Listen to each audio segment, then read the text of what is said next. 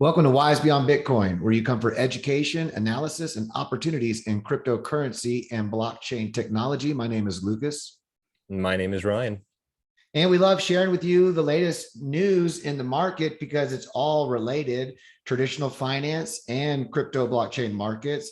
And there has been a major expose drop in the world of traditional finance, not too dissimilar to what happened several years ago in what we remember called the Panama Papers. This one is a Pandora's box of who's hiding what and who's doing the bad stuff around the world. It's called the Pandora Papers. Ryan, you found this article. Yeah. Well, let's set the stage for this. So a few years ago, about 5 or 6 years ago, a study came out. Well, it was really a document dump called the Panama Papers, and it exposed a particular law firm and the relationships that it had and some of the insiders that were moving money around. And it was politicians and some famous people. And it was, showing that there was a lot of offshore investment happening beyond in certain jurisdictions and away from, the home jurisdiction where people are trying to hide money from their taxing authorities. And these are not just individuals that are just, everyday Joes. This was the elite of certain nations. And so that was a big expose, a big scandal. And now 6 years later, we're learning through a new study, a new release, that this was not just an isolated case of a few bad apples, right? That this new study called the Pandora Papers shines a light on how widespread and how common the use of offshore accounts is for elite people in various jurisdictions to evade the taxing authorities and to hide their money and make investments. And an example of this was, if you read the article, is Putin had purchased a luxury apartment in Monaco using an offshore shell company. Another example is the King of Jordan was doing something similar, buying properties in London and Malibu. And this is all secretive, with money that's allegedly hidden from those nations, from their respective nations' taxing authorities. So yeah, this what's the link to crypto? Well, these are the institutions and this is the system, the legacy system, that people are saying we need to regulate crypto so we can make crypto more like it, right? The criticism is blockchain and cryptocurrency and all these unregulated funny monies or private monies, that they're really problematic, and they have there's corruption and money laundering, all this criminal activity and Ponzi schemes, and you fill in the blank. And so we need to make sure that the powers that be can pass laws and bring this new market under their jurisdiction, under their framework, and for regulation. And the unstated argument is we need to improve on the inefficiencies of cryptocurrency and make this more efficient and less rife with criminal activity, and make it more like the legacy system. And these kinds of document dumps pour a bunch of cold water on that narrative. They're showing just how corrupt and how much criminality is embedded in that legacy system and made possible through the different legal jurisdictions and all of the chaotic and complicated hoops that you have to be aware of and jump through in order to do any of this. This is interesting because it took 600 reporters. That's something that should jump out here at us. Mm-hmm. Is that this Pandora Papers document dump is the result of 600 reporters spending 2 years coming through 12 million files. And this is the result. All this study is the result of all that activity. So it just shows you how much effort, how much labor and expertise you need to make sense of the legacy system. It also shows that these aren't isolated incidents. What you're seeing is that whether it's the Panama Papers, the Pandora Papers, they're exposing an institutional flaw. It's in the design, and this has been going on for a long time. It's not like, oh, look, it's an isolated incident. We just found this one person over here. It's actually in the game. The game theory of legacy finance allows for men and women who reach certain positions of temporal authority to be able to take advantage of those positions and hide wealth and assets. And if you're in that position, absolute power corrupts absolutely. Right. You're gonna do it. It's kind of like, you know, the politician who it's in his best interest to take advantage of his 4 years in office to pass whatever he can, because once those 4 years are up, he's got no more, more power. I think that's a good point, is that this is not a bug in the system as much as it's a feature. It's a feature. And what's beautiful is that blockchain, this is why we love to talk about this new technology.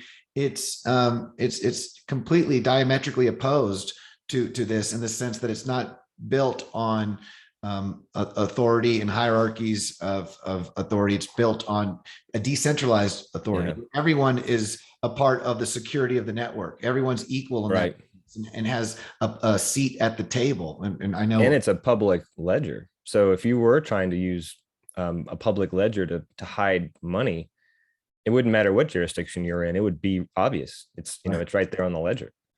It really shows that the opacity, or the lack of clarity that's embedded in these systems is what makes blockchain so much of an innovation. And it's something that doesn't need to be so closely regulated, because the scope for moving money and hiding it is just so much more limited in this system. So yeah, I do believe this is a big story, and you know, it might not be as front page news. It won't be as sexy as some of the other stories that get attention, but this goes to the heart of what's wrong with the status quo. And it goes to the heart of why many people for years are so excited about blockchain technology as a viable solution to bring harmony, to make the world a better place, to bring efficiency in certain areas. I mean, this exposes— I love that quote. I love that quote you're about to highlight. This one right here? No, the tweet. Oh yeah, that's even better. Here we go. Right here. Yeah. That's touching on what we're talking about, is that it's if blockchain and Bitcoin is going to be regulated, it won't be because it's easy to hide money. It'll be because it's too easy to not hide it. It's because to not hide it. Yeah, it's too transparent, and it's too honest, essentially. Well, because most people around the world, whatever relative jurisdiction they're in, they're not in a position to hide billions and trillions and assets and chateaus. I mean, what is who's the system really protecting in that sense? Right. Yeah. And there's a pretty clear parallel with the tax code. You know, the tax code's riddled with complexities, and you have to hire all these professionals to advise you on how to maneuver it, and to discover what the breaks are that you're entitled to. And I've always heard that that's by design. It's so the people with the most assets can afford to hire the biggest experts, and they can comb through this complicated, Byzantine system, and they can figure out a way to make use of it for them. And whereas people who don't have those resources, are not able to do that. In a sense, it's another tax on the poor, or tax on those with less resources, right? Exactly. Yep. Here's another tweet that I think sums it all up. It's just kind of reiterating the points we're making, but you often hear those who aren't familiar with blockchain and only get tidbits from mainstream media. You often hear this quote: "Cryptocurrencies are so bad. They're used for money laundering, scams, criminals, blah, blah, blah," right? And in reality, as you've pointed out, cryptocurrencies are a public ledger where everything is traceable. And it says, look at the recent OpenSea scandal. And for those who aren't familiar with OpenSea scandal, OpenSea is a platform where people can buy and sell NFTs. And the scandal, which these things happen all in traditional financial insider trading all the time. Yes. The scandal is basically insider trading. Somebody was working for OpenSea, and they were able to benefit from the information they had. Unfortunately, when you deal with transparent public blockchains, people caught on really quickly what was happening. And did it take the SEC? Did it take the Did it take some international, financial regulatory body to come in and stop the shenanigans? No, no one in traditional financial markets are batting an eye or even aware of what was going on. It was a common one. It was a Twitter user, just another community member in crypto. And that kind of goes to the point we like to make about regulation, is that before these bodies just announce that they're going to start regulating this new industry, they ought to demonstrate proficiency. Like, show me what you can do. And if you can't if you're not able to match the output of a random Twitter user who has no expertise and doesn't have a body of lawyers and economists to hire to labor under them, if you can't match their output, then why are we interested in working with you? Good point. Yeah. So yeah, this is a great story, and I hope I think we'll be talking about this for some time to come. Well, especially 600 people pouring through 12 million documents through 14 companies. You're going to miss. There's more stories to come out. You can't catch everything. This is just the tip of the iceberg, but it's just, it's just good to understand how the markets work, the differences, why this technology offers so much value to innovate the way we communicate and how we do things. It's how can you understand a solution if we don't see where the problems are? So it's great. That's right. These are coming out. It's beautiful. This is not financial advice. We are just sharing educational information. It's what we love to do. We love blockchain technology, crypto, and the potential it has to make some beautiful changes. If you like this content and you'd like to learn more, we are going to be dropping some technical videos to walk you through downloading wallets and engaging in DeFi. And of course, when great news comes out, we will share that with you. And if you have anything, please drop a comment and tell us what to look at, because there's so much we can't possibly figure it all out on our own. And it's definitely community driven. So, but we appreciate all the support. Hit the like button, the notification, and you're more than welcome to send love to help the channel grow.